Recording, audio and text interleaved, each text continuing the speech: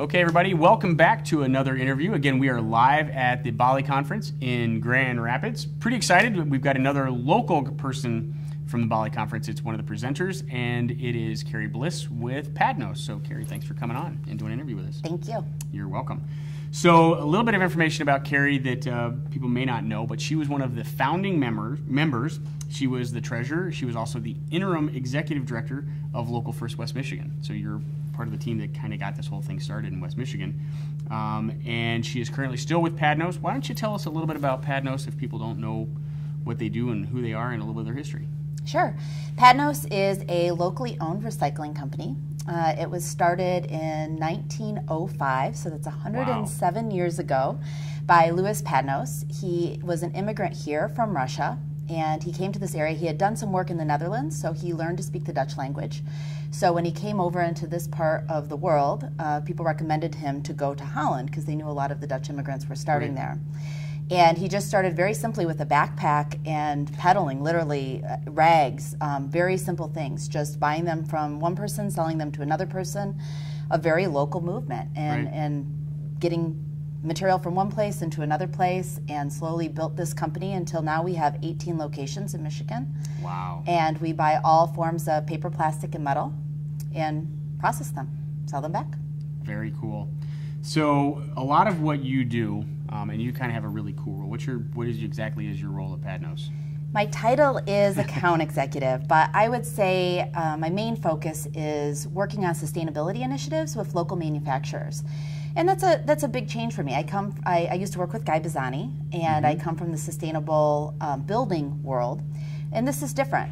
Manufacturers have very different needs than consumers and local communities in terms of small businesses, but they have big needs. And the impact that we can make by increasing some of their recycling initiatives is very significant. So I will do waste audits. I will go into manufacturers who are just interested in increasing what they can recycle. Literally go through their dumpsters, dig things out. Dumpster diving. Dumpster diving, yeah. And we find all sorts of things, all sorts of different types of papers and plastics and metals that they didn't think had any value, or people in previous times had said was just junk, and we take it out. And the exciting part about it is not only do we do this, but we actually give them money for it. Which makes them very happy. They like that, yeah. So we talk about sensible sustainability. Right. And that is not sustainability at any cost. Everyone wants to do what's good for the planet. But if they just did what was good for the planet, they would go bankrupt. Right. And then they couldn't stay in business. So we look for those opportunities that are going to give back the best return on investment for them. Right. Find them and get started. So a lot of what you're doing then is, I mean, everybody keeps talking about the triple bottom line, and one of the things that a lot of people wrestle with is, well, what is the triple bottom line? And it's, you do what's right for people, you do what's right for the planet, and then you do what's right for profit. So if you look at it that way, a lot of what you're doing really can have a true triple bottom line impact for these manufacturers, which is really cool. It is really cool. So now one of the things that is important to me, and obviously is a big part of what Biz West Michigan is about and the other sites that I'm doing, is the concept of localizing supply chains. And you're going and talking about kind of doing that with a drive from design at the beginning to the end of life of the product or the process. Tell me a little bit about that. Well, we're very fortunate in West Michigan that it's our furniture manufacturing, our Herman Millers and Hayworths and steel cases. These places are driven to do the best sustainable practices that they can. So knowing that we are their partner and recycler, they come to us and say, well, what if we use this material? What if we use that material? How are we going to recycle this at the end of its life?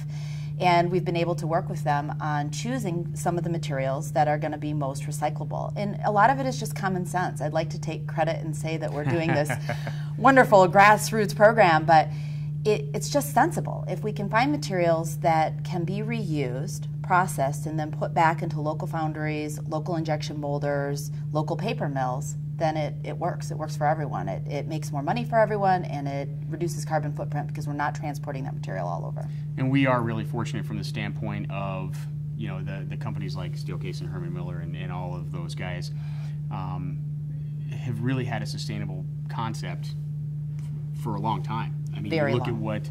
at what Peter Wege has done, especially in Grand Rapids and West Michigan, with best use of natural resources. I mean, you look at the art museum that he helped make sure that it was a truly green. I think it's a silver LEED certified building. That's hard, but it made financial sense, and they've been able to be sustainable. They've been around for a long time because of that. So thanks for helping them do that. One of the topics that you're talking on is your topic for today is localize this, bringing global supply chains back home. And I think that especially at this conference for local business, why don't you tell us a little bit about what's going on there and your topic? Well, what we're noticing is that manufacturing is shifting back to the Midwest, and specifically our Michigan manufacturers have increased their business significantly. They almost can't keep up with the orders that are coming in. Every manufacturer I go and is telling me about staffing shortages that they have, right, that they're adding equipment, that they have orders coming in the door that they can't keep up with, and that's just very exciting for Michigan. It is. One of the things that a friend of mine who is the Hans Erickson, the Chief Information Officer for the Detroit Regional Chamber, says that he uses what's called the truck gauge. And you can tell what's going on with manufacturing by how many trucks are on the road.